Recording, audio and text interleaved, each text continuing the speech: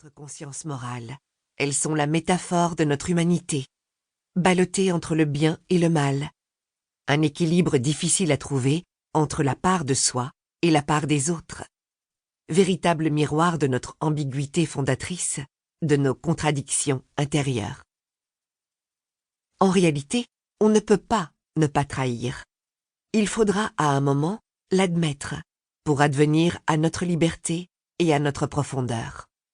Être fidèle aux uns nous amène souvent à être déloyal vis-à-vis des autres, ou à être considérés comme tels.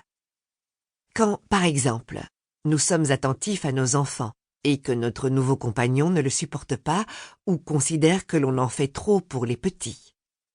Quand les parents d'un enfant handicapé sont très mobilisés par lui et que ses frères et sœurs en souffrent. Ou bien lorsque nous devons aller à une fête de famille peu enthousiasmante et que nous nous privons d'un week-end en amoureux. Ou encore quand nous faisons plaisir à un ami et que cela insupporte un autre. Bien des situations nous plongent dans un dilemme. À qui faire plaisir? Pour les uns, on assure, on répond présent. Pour les autres, on s'absente et on déçoit.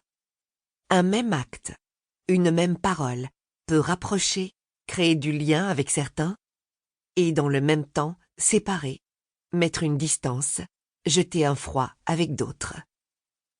Non seulement il n'est pas facile de trouver le bon équilibre entre ce qu'il est juste ou non de faire, mais il nous faut aussi supporter cette double image de nous-mêmes et ne pas faire vaciller notre confiance en nous. Pour ne pas être troublés, fragilisés par ces conflits de loyauté, pour qu'ils puissent, au contraire, nous renforcer et conforter notre assise identitaire, nous ne pouvons faire l'économie d'une meilleure compréhension de ce processus.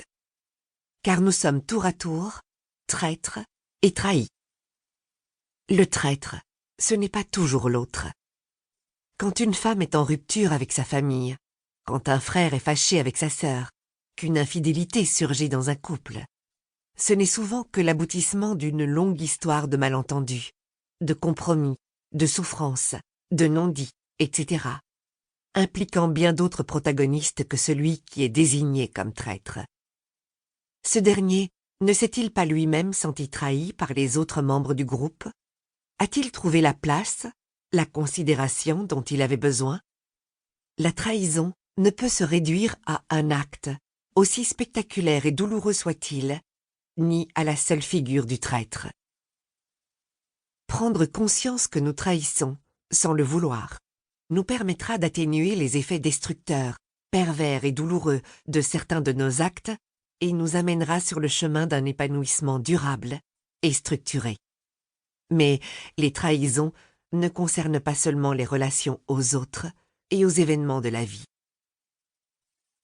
Se trahir soi-même, une expérience trop fréquente. Nous nous trahissons dans tant de situations quotidiennes. Quand, par exemple, nous nous soumettons aux désirs des autres, alors qu'ils sont contraires à nos propres besoins. Dans nos familles, dans notre couple, avec nos amis, nous nous conformons si souvent à des demandes qui ne nous conviennent pas. Par loyauté, nous obéissons à des attentes qui nous mettent en porte-à-faux avec nous-mêmes et nous éloignent de ce que nous voudrions être ou faire. Nous nous plions aux demandes de nos proches que nous considérons comme plus importantes que nos propres aspirations. Dès lors, nous nous perdons de vue pour être bien vus de notre entourage. On a tant besoin de reconnaissance, d'être reconnu comme le bon fils, la bonne fille, la femme, l'homme sur qui on peut compter, l'ami dévoué à qui l'on peut tout raconter, toujours prêt à rendre service, le collègue efficace, etc. On n'ose pas dire non, on n'ose pas s'opposer de peur de perdre l'amour, l'affection de ceux que l'on aime et estime. Ou bien pour espérer gagner un peu de considération, être regardé, enfin. On en fait toujours plus parce qu'on a l'impression de ne pas être suffisamment à la hauteur.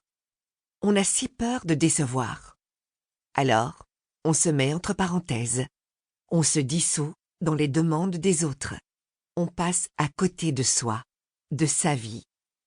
On se quitte soi-même pour ne pas que l'on nous quitte.